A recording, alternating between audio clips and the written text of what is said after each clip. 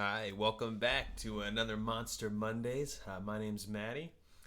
This episode is number 2, and it's going to be about the Displacer Beast. So, this is for all you dungeon master, game masters, or players out there just wanting to know a little bit more about the Displacer Beast. I've got a picture right here provided by a Wizards of the Coast artist, Brian Sola. So, thank you, Brian, wherever you are. I think he did an awesome job. Really giving some life to this creature right here. But yeah, let's get into it. If you're probably already familiar with the Displacer Beast already, but if you're not, as it is, right here, it's got 6 arms, 6 legs. It's like it's a quasi space. It's a Fey-wild monstrosity of a large kind of cat. But it's got glaring eyes. It's got these tentacles, and it has this ability called displacement, which the artist Brian, he captured right here, where it's kind of phasing in and out, and it's used to basically give any melee attackers on it a disadvantage, as long as that skill is still active. But yeah, let's hop into the Displacer Beast really quick, because these guys are a fierce kitty, and they will put up a lot more of a fight.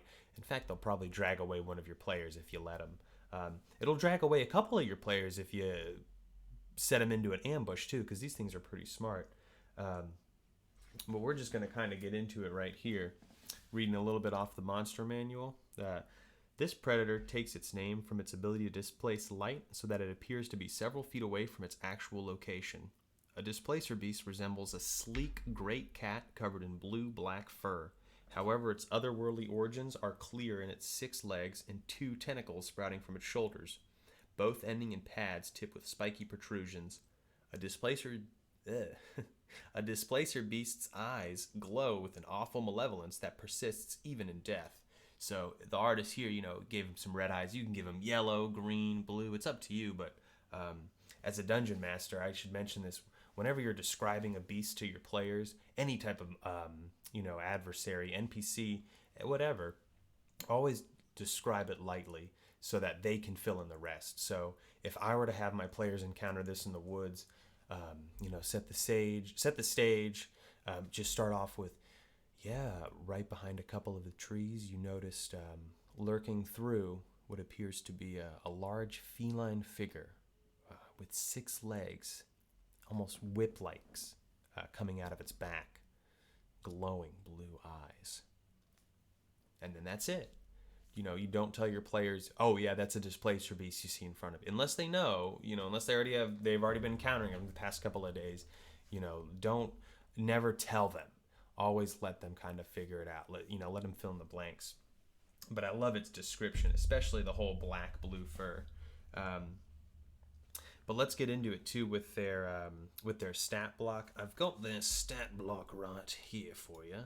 Actually, this is take number 2, because in take number 1, I couldn't find a stat block, and I felt like I was a idiot because it's a Displacer Beast. The big ones for Displacer Beast, the number 1, we'll read. Number 1 is displacement. It's in the name, but the Displacer Beast projects a magical illusion that makes it appear to be standing near its actual location, causing attack rolls against it to have disadvantage. Melee attack, even from that, causing attack rolls. Any attack rolls will have disadvantage as long as that ability displacement's active. If it is hit by an attack, this trait is disrupted until the end of its next turn. So then by the end of its next turn, then it can start displacing again. This phase is also disrupted while the Displacer Beast is incapacitated or has a speed of 0. So if you're a Dungeon Master, never drop his speed to 0. Always move him 35, 30. Do not move her 40 and then drop the displacement. That is your nuh-uh. That's because always run them like this too. These guys are smart. All these monsters in this book are smart if they have an intelligence above a 2. You know what I mean? This has an intelligence a 6. It's smart. It's gonna live. It's gonna live to die, and it's gonna live to eat. You know what I mean? It's a monster. It's got to feed itself. It's not gonna kill itself. Don't be the dungeon master that pushes everything into death. Sometimes they always can retreat. There's morale.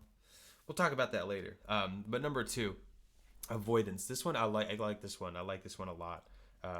If the Displacer Beast is subjected to an effect that allows it to make a saving throw to only take half damage, it instead takes no damage if it succeeds on its saving throw and only takes half if it fails. That's pretty good in my book. That's pretty good in my book. Um, I really like the Displacer Beast a lot. This was this is for my fans out there. We got one of our loyalists, loyal subscribers, Lunar Mare out there. This is for you, so I appreciate your like, favorite, subscribe, and all the comments you've been giving me. What I recommend as a Displacer Beast, you know, they can be really good bad guy bodyguards as well as really good guy bodyguards. Just good. They can be good bodyguards. Period. You know what I mean? They're really good beasts.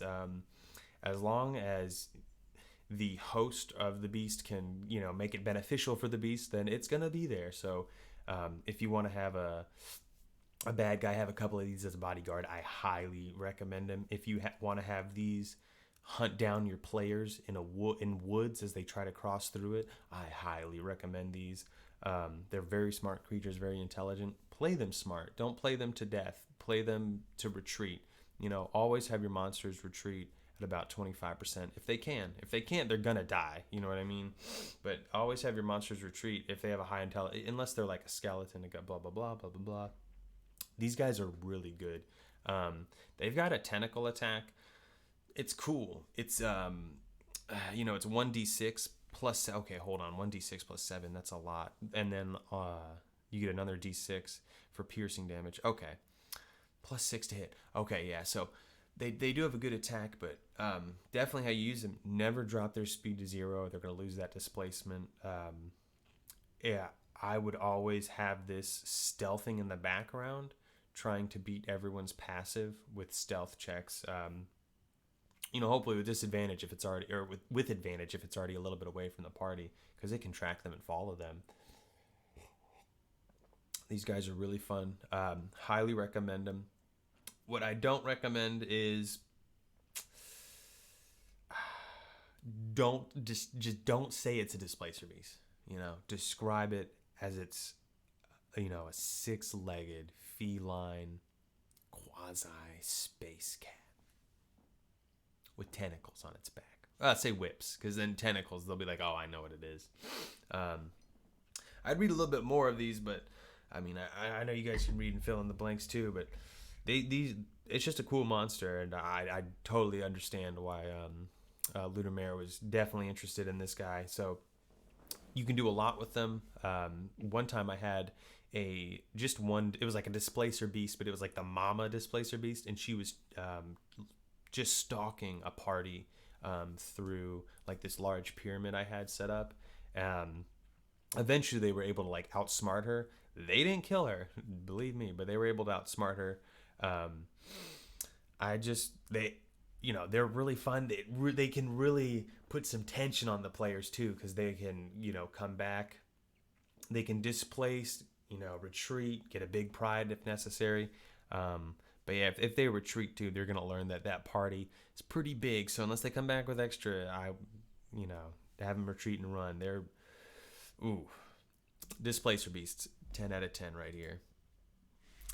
Well, I think that's all the time I got right now. I appreciate you guys stopping by. That's been episode number 2 with Monster Mondays right there. If you guys have any other ideas about what we should do next, drop a comment down below. We'll go episode number 3 next week. I'll play you guys out. Monster Mondays, y'all. Take it easy.